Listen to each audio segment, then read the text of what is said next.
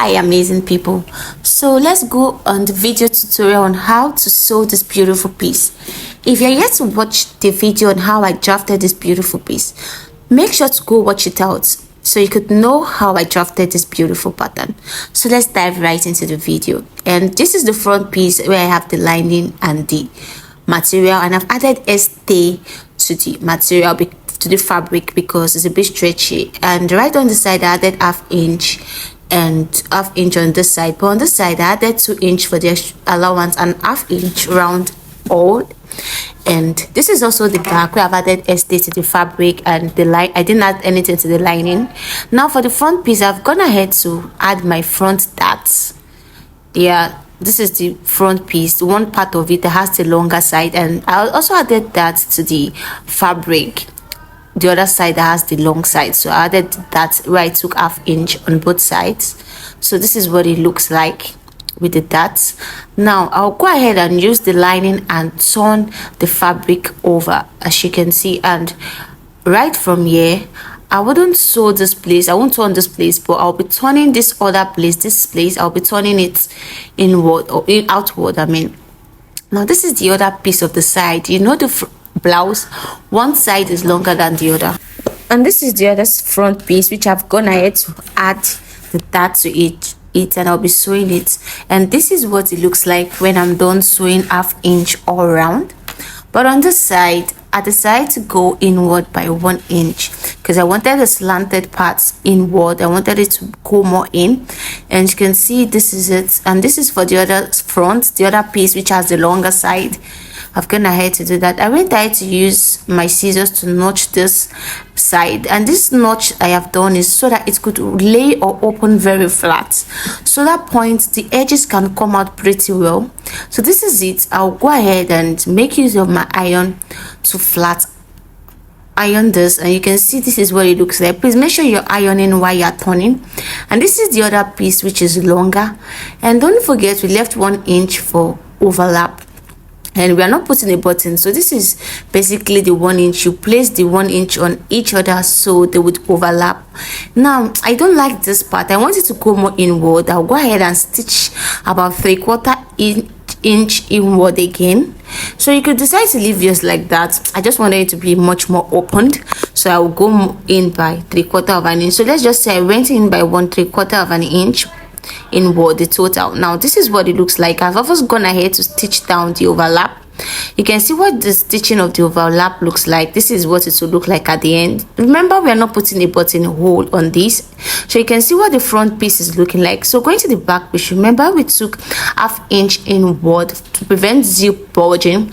So I'll go ahead and create a dart on the lining and also create a dart on the fabric, and make use of the lining to turn the fabric, and at the same time I would add my zip. So this is what it looks like when I've gone ahead to stitch it ½ inch all around. But I didn't stitch the neckline and the shoulder because I'll be adding the collar to the neckline. So you can see I just stitched down the other side. So I've also gone ahead to add the zipper to the back piece, and you can see I left about 1 inch extra for the zipper. I didn't sew it from the beginning of the zip, so leave 1 extra inch. And this is based if you want the zipper at the neckline, or you want it to use, or you want to use a button. But for me, I want the zipper on the neckline. Now you go in now with the front piece and back piece, and you can see you lay them on each other and stitch down the shoulder by ½ inch. And you do the same thing for the other side. Take the front shoulder and also the back shoulder, then you stitch them together. So you also take the neckline and stitch it right. You see this ½ inch, you can see, make sure this ½ inch will lay on the neckline of this, so you can try to close that edge. You close it, so you can see I didn't see you go in with the neckline like this, then you stitch it just this way. You can see what I've done. You stitch it just this way, and you do the same thing to the other side. You can see I didn't stitch that part for the zipper, and that's because you can see what it looks like now.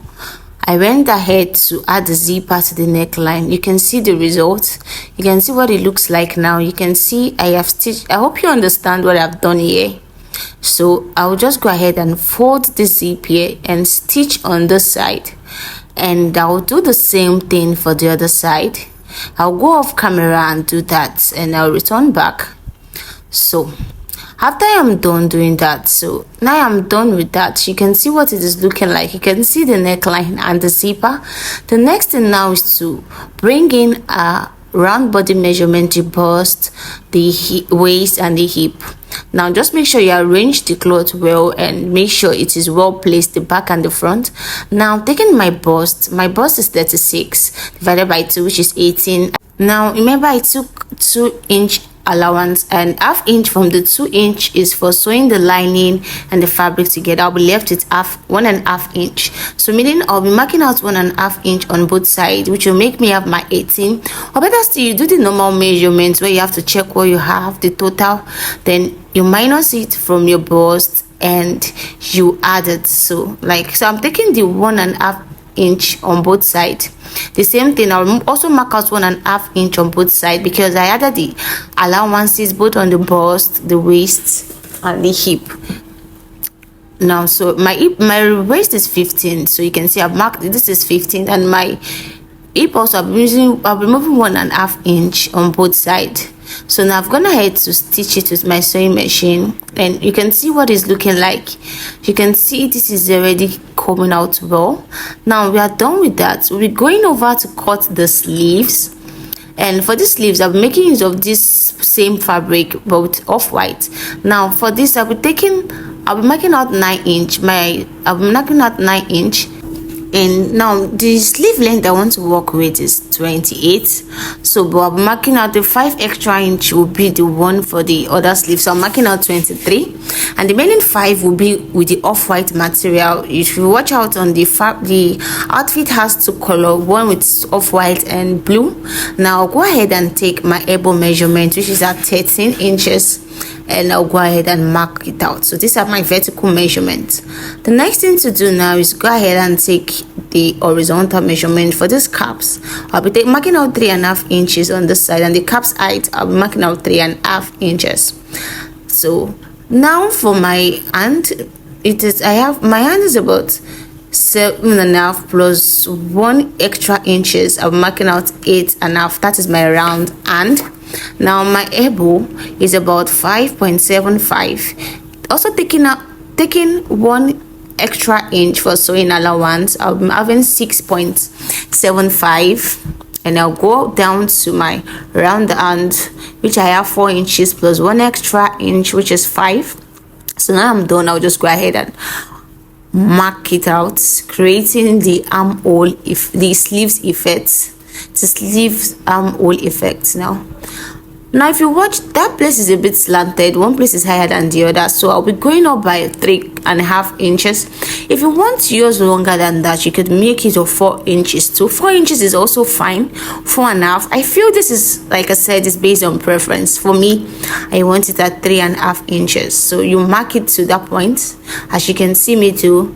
Now the next thing, the next thing is to go ahead and cut that which I have drafted out.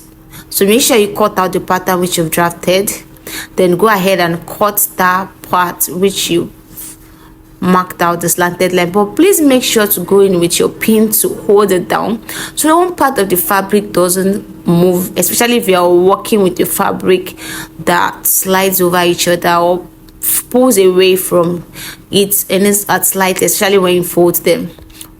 So now you go ahead and now I've pinned it down.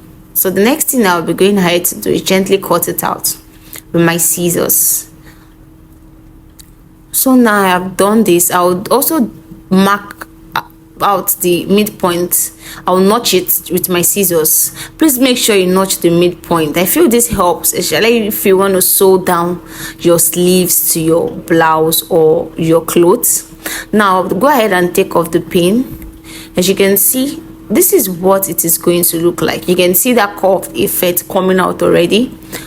So going to the other place, I'll be making use of this off-white fabric. I'll be folding this into 2, and make sure you fold it well. So I'll go ahead and make use of pin to hold this down. Please, while you are doing this, make sure you go ahead with pin, your safety pin or your pins, I don't know, to hold this down. Make sure you're holding it down so that they don't slide away from each other. The both of them are in the same position. Now this fabric is 9 inches long and 34 inches long, 9 inches wide, I meant to say. So I hope you get that. Now you know that cloth has gathers, so my gathers, I'll be taking from this point, I'll be taking 3 inches.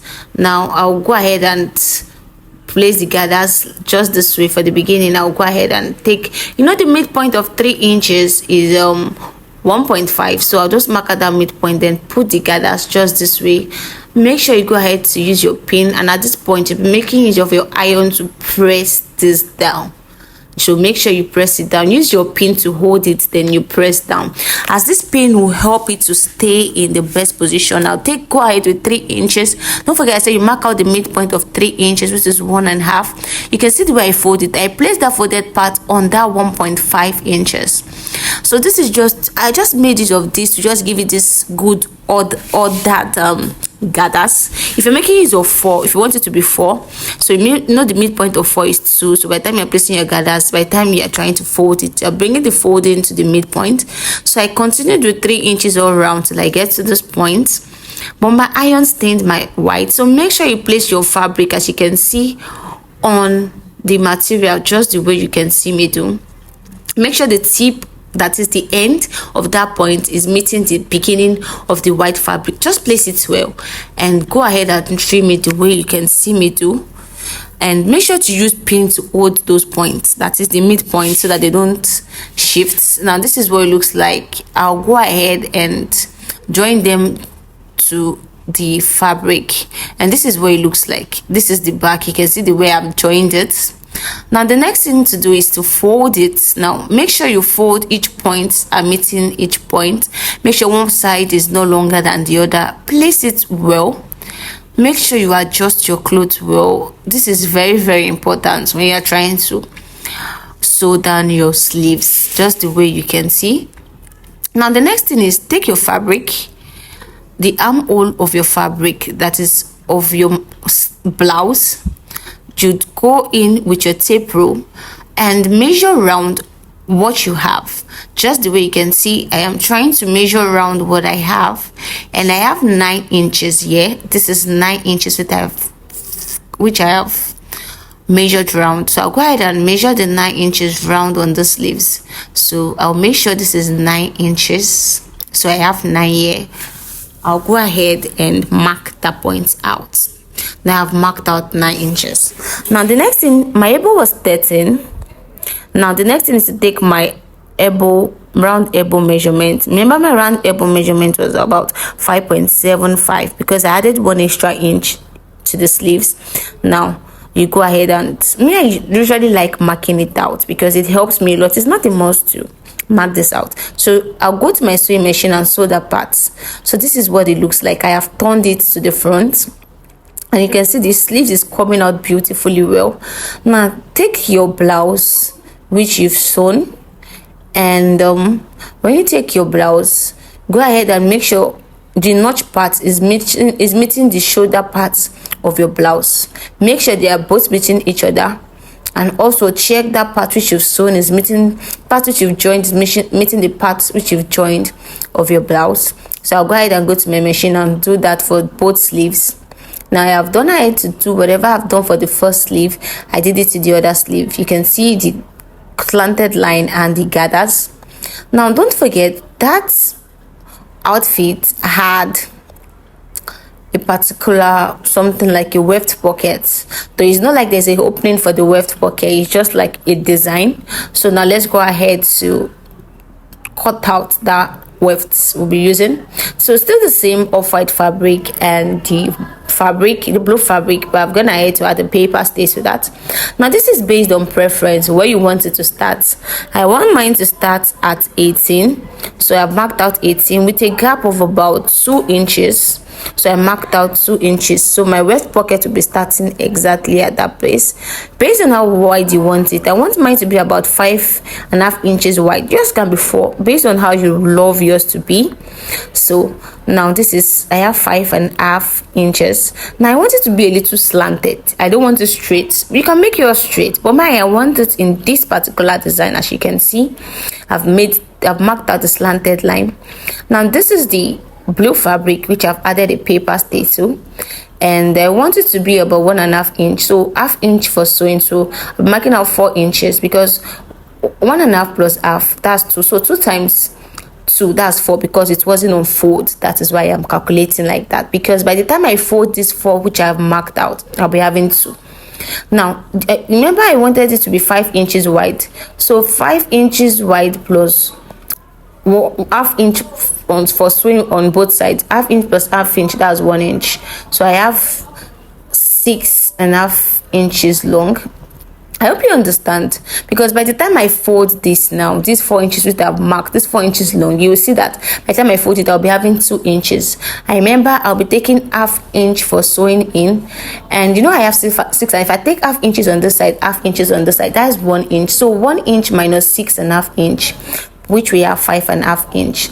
Now the waist also have a gathers, the same way you did the gathers for the yarn, you'll be doing it for this point, and I want mine to be as long as 3.5 inches, just this way you've seen it. So make sure I also folded this into 2, and I want it to, so the gathers, I'll be using 3 inches just like that, which I have done for the sleeves. So 3 times 5.5, which is 16, plus 1 extra inch. Don't forget 1 inch, that is ½ inch on both sides for sewing allowance, that is to sew it and turn it out. So that is exactly what I've done. If you want your gathers to be more than, this is based on preference, just the way my sleeve is, the way I've used the 3 inches for the gathers, well, do the same exact thing for this, just like the sleeve. So I've gone to sew both sides just like this, and I will fold that point by ½ inches, and that will be where I'll sew on. And you can see the off-white fabric, I've added the gathers and I stitched the top. This is what it is looking like. So I'll go ahead now and place it on the blue. This is the 2-piece for both sides. You can see just this way I've done it. That place which I folded, I'll fold it like that, is ½ inch. I'll use to fold it and place it on the fabric. Now the next thing is to do is place that ½ inch which you folded, the midpoint of that ½ inch, place it on the slanted line, then place this also, this gathers, then you first stitch on it that way, then you fold it like this and stitch on it just this way. You do it for both sides.